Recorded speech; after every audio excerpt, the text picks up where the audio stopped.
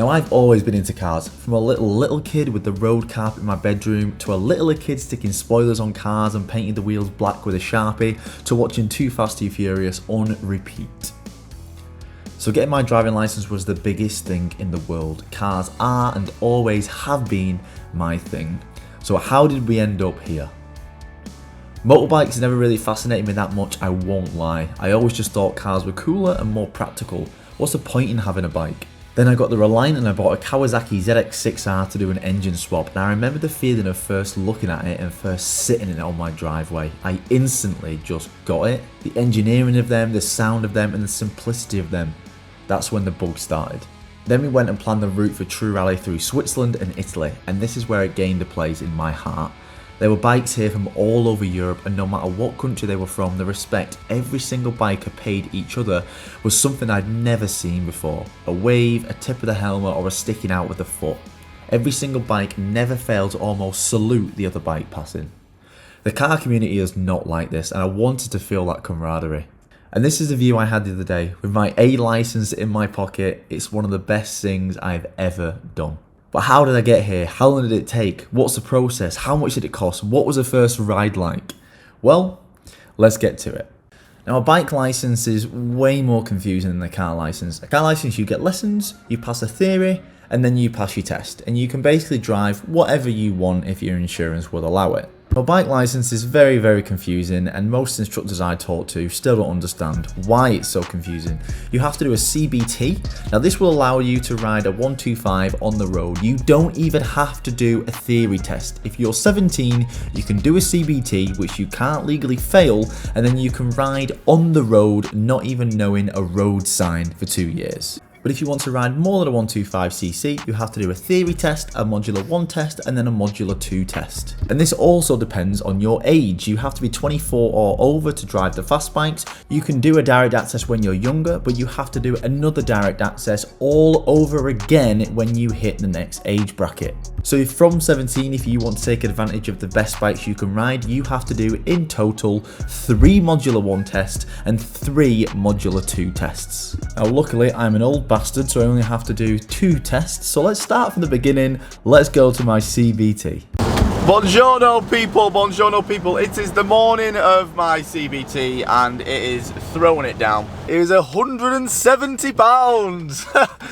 It's a lot more expensive than last time I looked. I think last time I looked it was like 110, 120. I wanted to find a CBT which I could fully film the process, and I messaged so many people and I waited so long for replies, and I never got one single company saying that they'll let me film. And I was waiting for a company that would, and just none of them popped up, so I've just took the bullet. So I don't think I'm going to be able to film the whole process. I might try and film as much as I can, but this isn't going to be like a walkthrough full video like I've done with the drifting and stuff, unfortunately. Now here's just a clip of me being angry because I didn't get sent through an email when I booked this CBT, so I had no idea what to bring, and their address on Google was wrong, so I went to the total wrong place, and I just didn't really have a good experience in the morning getting to the CBT. Okay, so we've just finished the first bit. These are the bikes that we were on. 125, some Chinese ones. So we had one of these bikes each, and this is where we was doing the training. So first of all, we're just, you know, going up and going round, going through the gears, going through some cones, doing some figure eights, and then we made shift some junctions. So turning left junction, turning right junction. We did some. It's absolutely throwing it down. It doesn't help because he's so cold. Look at my jeans. I'm literally drenched. So yeah, we've just been doing it in here. And we're just doing some U-turns. We've done quite a lot, to be fair. I'm actually quite surprised with how much information we've got. It's not just like, this is what you've got to do, this is what you've got to do. It's actually been really helpful information as well. So in terms of what gear you should get, why you should get gear, some good brands, some good websites to buy some gear from, and just loads of stuff. We've gone a lot over the mechanicals of the bike as well, which I quite enjoyed. But I'm absolutely freezing, so I'm going to go get some food around the corner. I'm going to go and sit in the BMW because we've got half an hour until we go out on the road. So we're going out on the road in half an hour, which is going to be fun. I'm not going to lie, I picked it up really quick. I'm not going to lie. I feel like I'm doing really well. So let's go and get some food. Let's get some heated seats on the BMW for half an hour. And then I'll catch you. Well, I wish I had a GoPro, but I can't do it, unfortunately. Now, sadly, I haven't got any footage of my CBT. I wasn't aware I could film on the road, but we get some footage later on in the Mod 1 and the Mod 2. Right, and that's it done. So we basically went out for a couple of hours. The other guy, there was 3 of us. One guy wasn't comfortable enough going out on the road, so there was 2 of us that went out on the road. Just had people throughout. We had microphones in, and he was saying take the left at the next exit, go straight on, take right, blah blah blah. And then I went out as the lead biker after that, and oh, it was such good fun. It was honestly really good fun. It was when I went out as well, we just did the same route, so I knew where we were going, so I could just relax and just enjoy it. I was really enjoying it. The guy was really happy with us as well. He was like, you're both ready to go up to a 650, to be fair. So yeah, I've got my theory booked on Tuesday, and then I'm going to get the Mod 1 booked after that, hopefully for the end of this month. So it's great. It's honestly really good fun. The CBT is not like, definitely not like people telling you what to do and this is a test and blah blah blah. It's like, let's go have a bit of a laugh and let's just make sure you're safe, enjoy yourself, and yeah, enjoy yourself. So I had a really good time. I really did. Bit of a sticky, not the best start to the day, but a really good fun, and it was absolutely freezing. So yeah, now we got to go and prep for our theory. Now, the next part is the theory test. Now, even though I've been driving for over 10 years, I still found this difficult. You forget what road signs mean, you forget what signs are orders and what signs are suggestions and blah blah blah. It's almost like doing your car theory test over again, but adding a little bit more into motorbike safety. But the main thing I did was just go on the government website and keep redoing their mock tests. They don't actually want you to fail these tests, they just want you to know what the answers are. So I always feel like the government website are going to be the most up-to-date questions, so just keep doing the mocks over and over again until you start getting 50 out of 50. That was my plan. Good morning everybody, good morning everybody. It is getting warmer, it is getting way nicer, it's getting absolutely, it's getting good, and I'm getting really excited because we're so close. We're not close to my motorbike test, but everything's booked in for the motorbike test. We've got our direct access in about 10 days, I believe. 10 days we start our direct access, and I can't wait for that. The thing is, I ended up cracking my head open the other day on a door. So honestly, I was in hospital the other day and I've had my head glued. So my head looks a bit weird because I can't wash it, but it's fine. We're on our way to get our theory test today. So we got our theory test booked at 9. And it's a bit of a weird time because I don't really like eating first thing when I wake up. But I know that if I don't eat, I can't concentrate. So I've made myself a little brioche bacon bun. I'm just trying to force it down me. We're on the way. I'm excited, but I'm also nervous as well, because I have been passing the mock theory tests, especially like the ones on the Gov website and stuff. Like I've been absolutely smashing them, getting like 50 out of 50 on the Gov website. And like third-party apps, the questions are a little bit different, but I have been, you know, passing them really. But there's just some questions that keep throwing me off, and it's usually on the third-party ones, like the third-party mock tests. Some questions have been throwing me off, and I think a lot of them are just worded wrong, where it's like it could be multiple answers that could be right. But so they've been really pissing me off when I've been doing them. But we will see. I am really nervous, but yeah, so I'm gonna get there, and I'll let you guys. Obviously, I can't film any of this. I'll let you guys know how it goes. Okay, so I've just got out of the test centre. I haven't looked yet. I've got it here. I've not looked yet if I've passed away to film it. It was a little bit harder than I thought. There were some questions there that really threw me off, to be honest. But I think I should have done. Let's have a look. Imagine if I haven't. Yay! We passed. How many did I get? I got 49 out of 50. Get wrecked! Because I opened it, and the first question was well hard. I was like, oh no, I'm not prepared enough for this. I was on the first question for about 3 minutes. I was like, shit. I got 49 out of 50. Holy shit. Wow, I got one wrong. I'd love to see which one I got wrong. I got 65 out of 75 in the hazard perception, and you need 44 to pass. So I was well in on that, and 49 out of 50. Mate, I swore I got like 3 questions wrong. Swore it. I really want to know what question is. Oh, that's really annoying, man. I guess I'll never find out, to be honest. Yes! You passed! I was shit my pants. Honestly, when I opened that first question, I was like, oh, It's going to be way harder than I thought. 49 get wrecked! So now that we've passed our theory, we can do our direct access, which is our mod 1 and our mod 2. I actually went with a different company than my CBT just because I didn't have a really good experience, and I went with a company called Bikes in Motion, and they've been nothing but amazing from day one. I'll put their information on screen now. They've been honestly great, and they were super nice people, and yeah.